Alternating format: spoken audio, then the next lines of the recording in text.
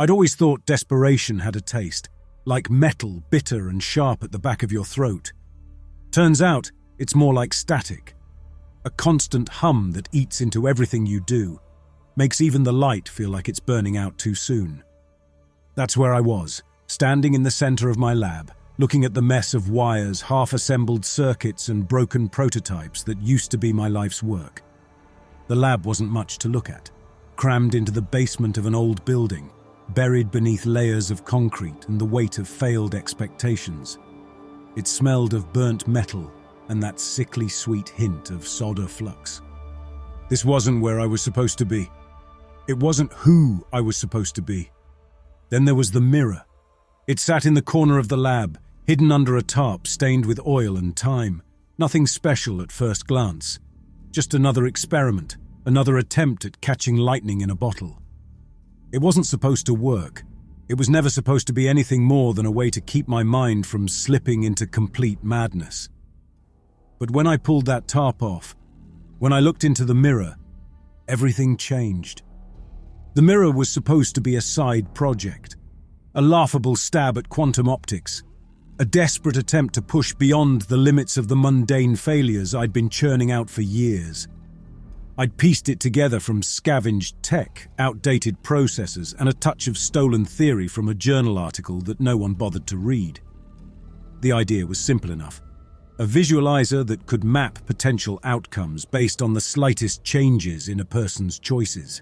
In theory, a way to see what could have been. When I powered it up for the first time, the screen activated with a hum, and I thought it was just another malfunction. Static crawled across the display, lines of code scrambling into gibberish before the image stabilized. And then I saw myself, but not myself. He stood there on the other side of the screen, staring back with a calm, steady confidence that I hadn't felt in years. His face was mine but different, cleaner, sharper, the eyes a touch colder. He wore a suit that probably cost more than everything I'd built in this lab combined. And behind him, the world looked polished, orderly, the kind of place where things worked the way they were supposed to. He didn't move, didn't even blink. It was like he knew I was watching, like he'd been waiting for me to see him. I stared at the image, my mind scrambling to make sense of it.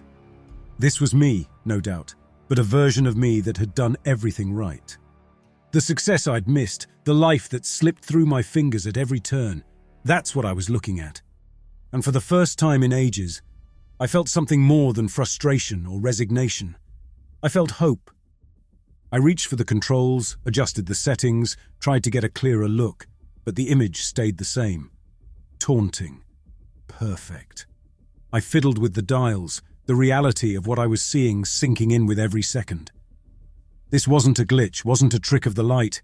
This was me in another life, a life where I wasn't stuck in this decaying lab, scrabbling for scraps of recognition. This was proof that I could be more, that all those decisions that led me here, to this mess of failures, didn't have to be the end of my story. But then, for the briefest moment, he moved. A twitch of his lip, the faintest curve of a smile that seemed to say he knew something I didn't. It wasn't a smile of warmth or sympathy. It was a smirk, like he'd already won some unspoken game between us. And in that moment, the hope I'd felt turned into something sharper and colder. Determination. I wouldn't just watch him. I wouldn't be a spectator in my own life anymore. If he could do it, then so could I. I was going to follow his lead, track his every move, understand every choice that turned his life into the success that should have been mine. I was going to use the mirror to reshape my own reality, one calculated decision at a time. I barely slept after that first glimpse. My mind was a tangled mess of ideas, calculations, and possibilities. I knew I was onto something big. I woke up the next morning with one thought burning through the haze of exhaustion. If he could do it, if he could live that life, then there was no reason I couldn't do the same. The mirror was the key. It wasn't just showing me what could have been. It was giving me a map to my own success. I got back to the lab early, the city still waking up. Streets empty except for the streetlights and the occasional car groaning past. I didn't bother with coffee or food. I went straight to the mirror. I needed to see him again, to study every detail of his world. When the image stabilized, he was there just as I'd left him, moving through his life with the ease and certainty of a man who never doubted his choices. I watched him for hours that day, taking notes, memorizing the little things.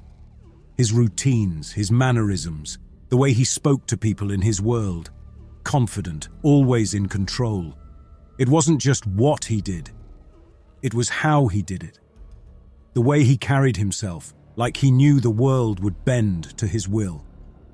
I started small, testing the waters. I changed my schedule, shifted the way I approached my research. I called up old contacts, people who'd turned their backs on me when my funding dried up, and tried talking to them with his kind of certainty. It worked. Not all at once, but enough to notice. I got a response from one of the old backers I'd been chasing for years. A lukewarm maybe, but it was more than I'd gotten in ages. Then a breakthrough in the lab, just a minor one, but it was progress, the kind I hadn't seen in months. The pieces were starting to fall into place, and every success felt like a confirmation that the mirror was more than a fluke. But then, the first cracks started to show. Small things, little disruptions that seemed harmless at first. A colleague I'd reached out to was enthusiastic one day, then cold the next, like he'd forgotten we ever talked. A formula that seemed solid suddenly fell apart without explanation. I brushed it off at first, chalking it up to bad luck or my own impatience, but something in the back of my mind whispered that it was more than that. I turned back to the mirror seeking answers, and there he was again, my alternate self, moving through his polished world, still perfect, still smug. But this time, there was something different in his eyes, something sharper. I saw him hesitate for a second, like he was aware of me watching. Then he smiled that same twisted smirk. It wasn't a reflection anymore. It was a challenge. He knew. He knew what I was doing. And worse, he was doing it too. I felt my stomach turn as the realization hit. This wasn't a one-way street. I wasn't the only one looking through the mirror, trying to change the game. He was watching me, tracking my moves, trying to bend my reality to suit his needs. Every success I'd had, every little victory, was a step closer to his world, not mine. And every setback, every person who turned cold, every failure in my research, was his hand reaching into my life, twisting the screws to keep me down. I could almost see him now on the other side, watching me with that smug satisfaction, like he'd already figured me out, like he knew every move I was going to make before I made it. But I wasn't done. Not by a long shot. If he thought he could outmaneuver me, he had another thing coming. I started taking notes on his every move, every decision. I wasn't going to follow him blindly anymore. I was going to anticipate his choices, stay one step ahead. I altered my tactics, took risks he wouldn't see coming, made choices he couldn't predict. I turned down offers I knew he would have taken, sabotaged opportunities just to throw him off the trail. If he was trying to play this like a game, then I'd make sure he didn't know the rules. But the more I fought back, the harder he pushed. The mirror itself seemed to react, the screen's image growing sharper, more vivid, like it was feeding off the tension between us. His world and mine, they were starting to bleed into each other in subtle ways. I'd see flashes of his life in the corner of my vision, hear fragments of conversations that didn't belong in my reality. The walls of the lab felt thinner somehow, as if one wrong move could tear them open and let his world spill into mine. And that's when I saw a single, unmistakable sign that he wasn't a reflection anymore. He stood there in his world, a glass of something expensive in hand, looking right at me through the mirror. And then he raised the glass in a mock salute, as if to say, "Good move, but not good enough." I knew then that this wasn't a battle for success. It was a war for survival, and he was just getting started. I thought I could outplay him, I thought by twisting my moves, taking paths he'd never expect, I could throw him off his game. But the mirror had other plans. It was as if it thrived on the struggle, magnifying every failure, sharpening every small victory into a weapon turned against me. And he wasn't reacting anymore, he was striking back. The first real blow landed when my funding vanished overnight. 1 minute I was on the brink of a breakthrough, the next I was staring at a blank bank statement, wondering where it all went. The investor who'd been so keen, who practically begged to be part of my project, suddenly pulled out, citing risks he couldn't justify. I knew that wasn't the truth. The risks hadn't changed. It wasn't a coincidence.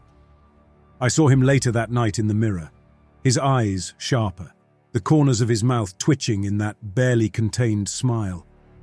He was talking to someone, some faceless figure in a tailored suit, shaking hands and sealing a deal that I couldn't hear but felt all the same. I knew that look. He'd sunk his claws into my world and he wasn't letting go. I tried to hit back harder. I went rogue on my own research, abandoned the careful calculations he might predict, and dove headfirst into theories I hadn't touched in years.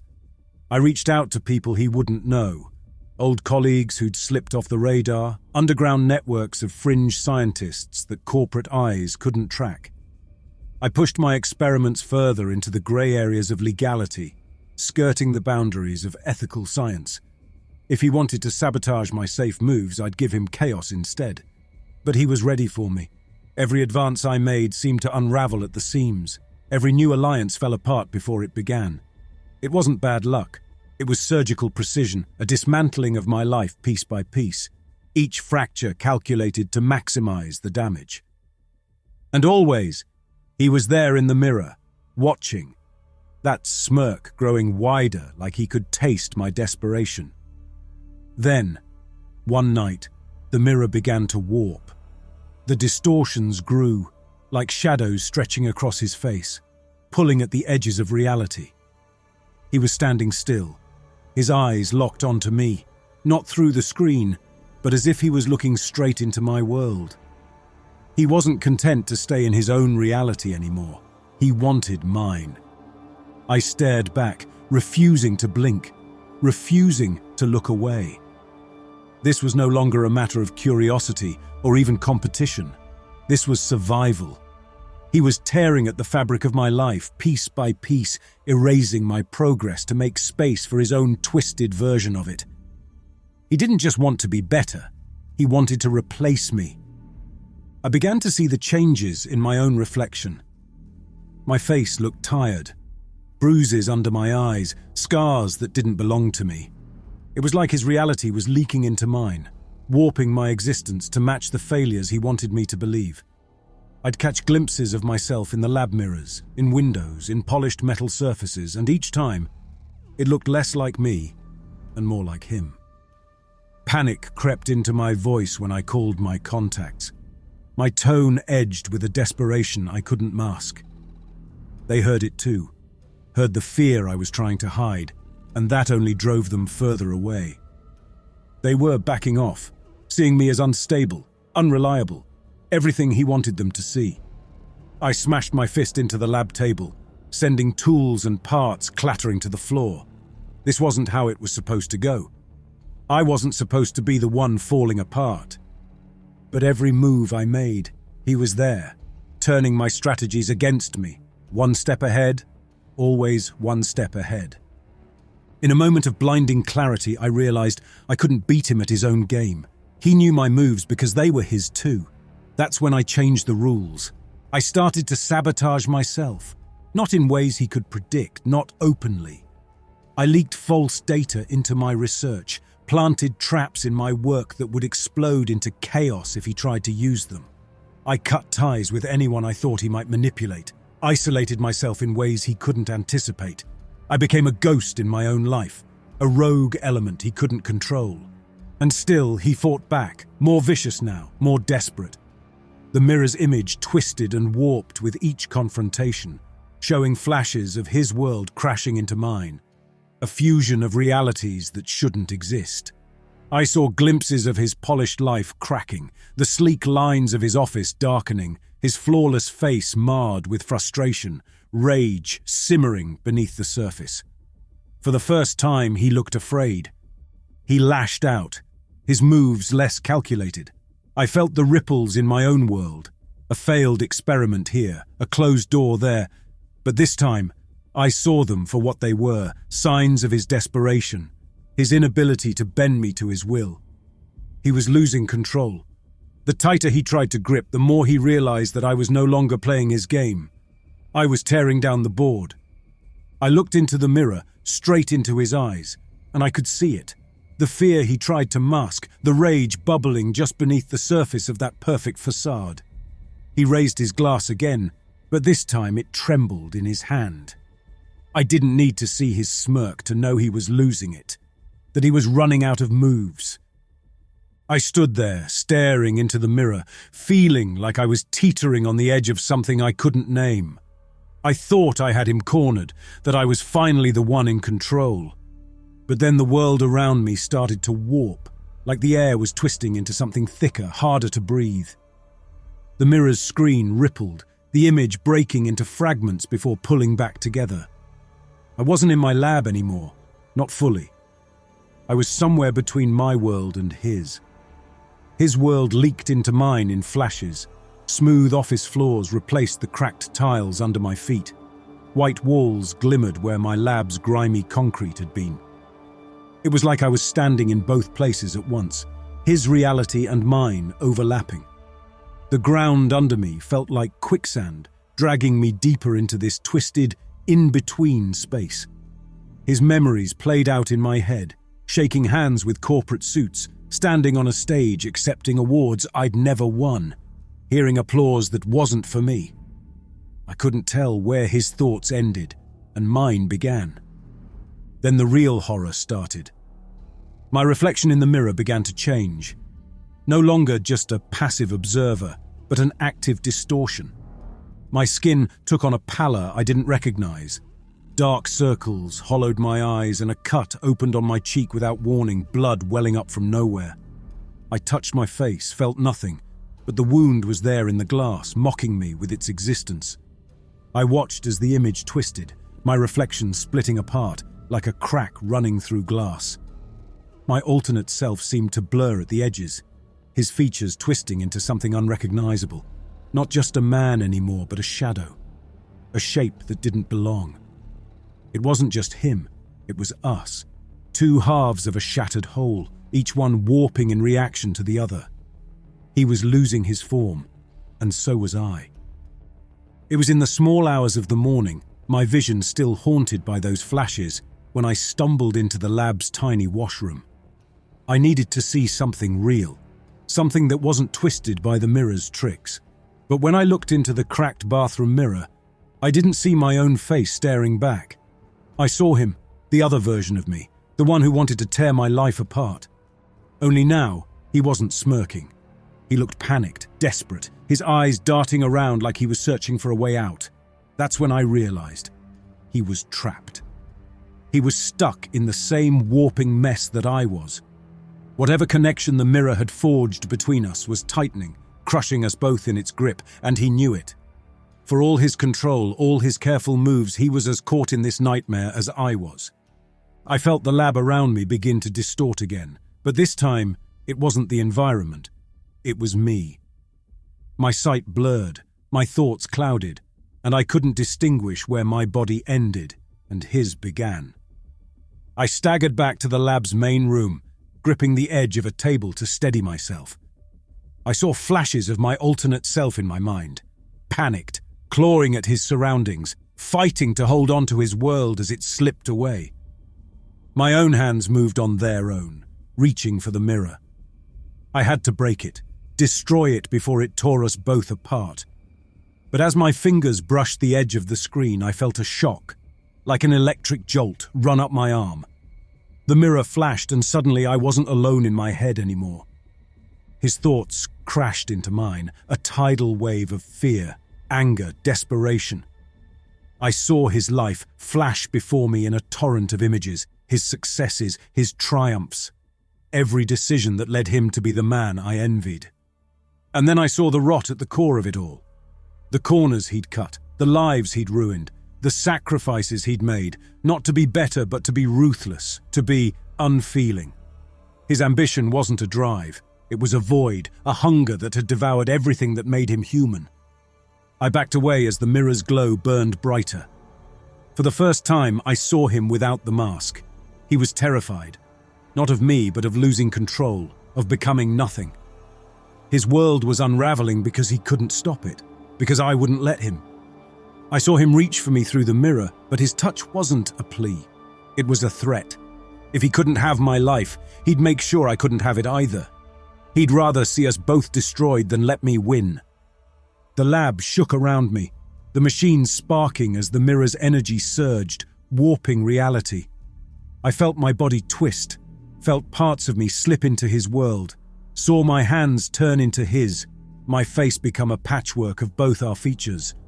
My screams mixed with his, echoing through the lab, one voice twisted into two, neither entirely mine.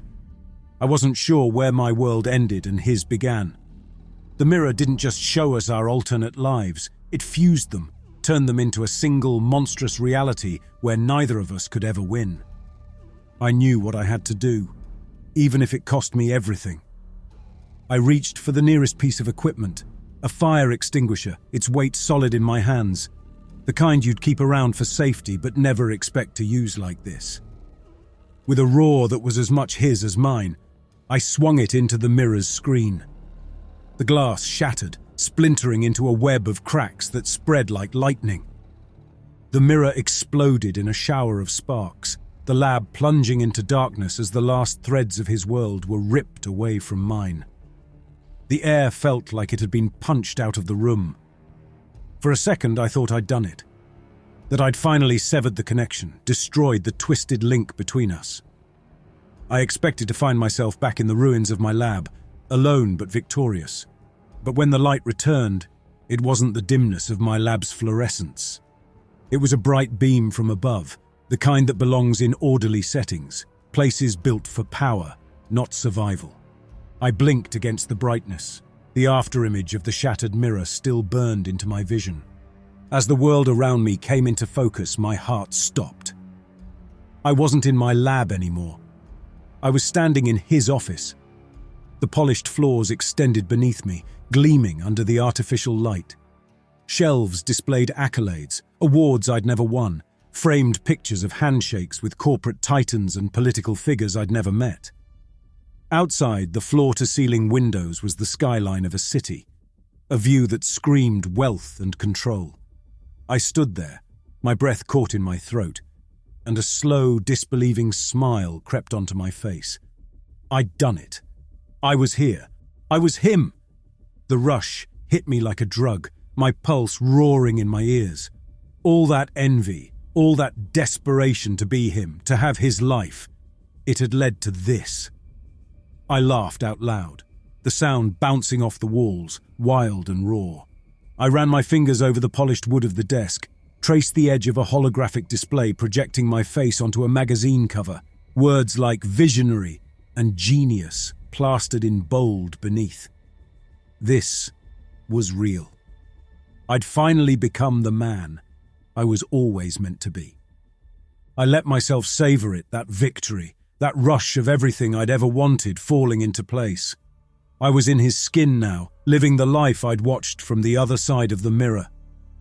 I walked through the office, my office, feeling the power of a man who made the world bend to his will. I was no longer the failure scrambling for scraps in the shadows. I was him. I had won. But the high didn't last. It never does. The first cracks appeared the next day. It started small. Discomfort I could ignore, questions I could brush off. My assistant, a woman with a too-polished smile and eyes that seemed to measure my every move, asked me to review a contract. I scanned the document, furrowing at the language. It was airtight, viciously so, designed to strip the other party of any leverage, to bleed them dry. Something about it twisted in my gut, but I shrugged it off. This was the game, wasn't it? This was how he'd built this empire. Except it didn't stop there. The more I delved into his world, the more I uncovered the rot at its core. Every meeting, every deal, every handshake came with a layer of deceit I couldn't scrub away. The people who smiled at me in boardrooms, who clapped me on the back and called me a genius. They weren't allies. They were vultures circling, waiting for me to show weakness, to stumble so they could tear me apart. The worst part was, they all thought I was in on it.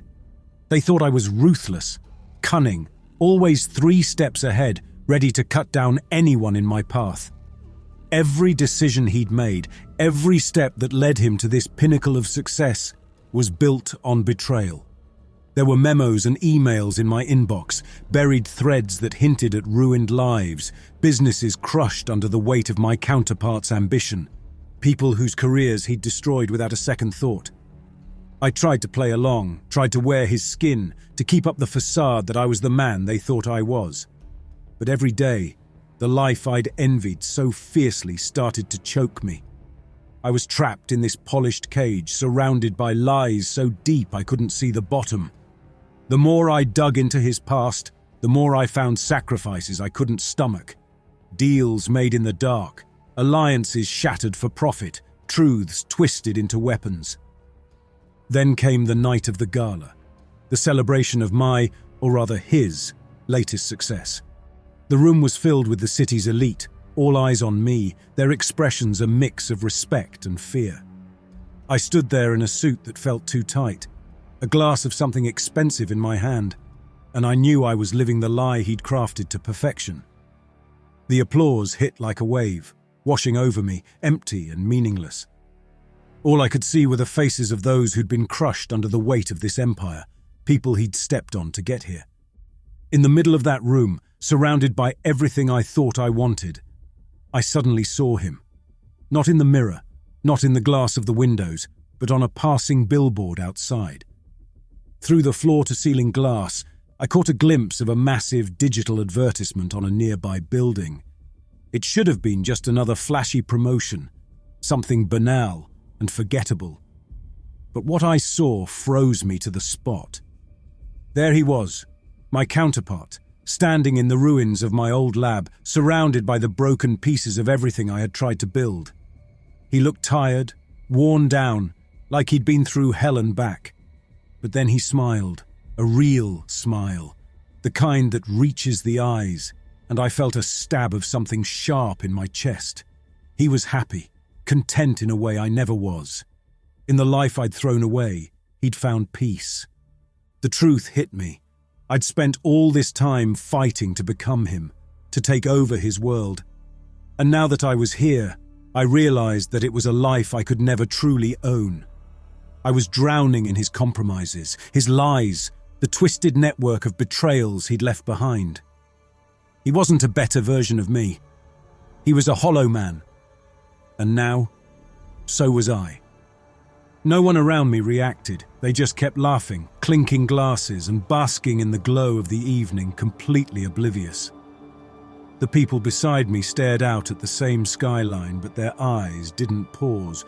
Maybe it was just for me, a cruel reminder of the life I'd thrown away. Maybe the mirror wasn't done with me yet, warping my reality in ways I couldn't understand.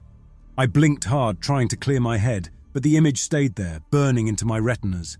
Him, smiling in the rubble of what was once my world, looking at peace in a way I had never been, not even for a second. I was alone in a room full of people, staring at a life I could never go back to. And he was free. Free of the ambition, the hunger, the void that had driven us both to this point. The billboard flashed, the image replaced by some luxury car ad. But the after-image was still there, imprinted on my mind. A life I had lost, not because he took it, but because I had thrown it away.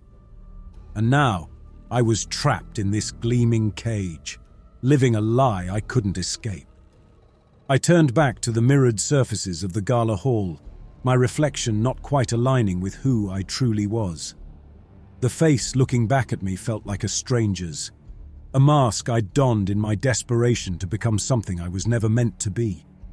I reached out, fingers brushing against the cold surface, and for a second, the image warped, my face distorting into that twisted fusion of us both. I whispered to the reflection, asking if it was worth it, if any of this had ever been worth it. But no answer came, just the silence of a life that wasn't truly mine. I stood there, alone in that high-rise palace. The city stretched out below like a kingdom I'd conquered. But all I felt was the cold emptiness of a victory that had cost me everything. The worst thing that had ever happened to me wasn't losing to him. It was becoming him. And now, there was no going back.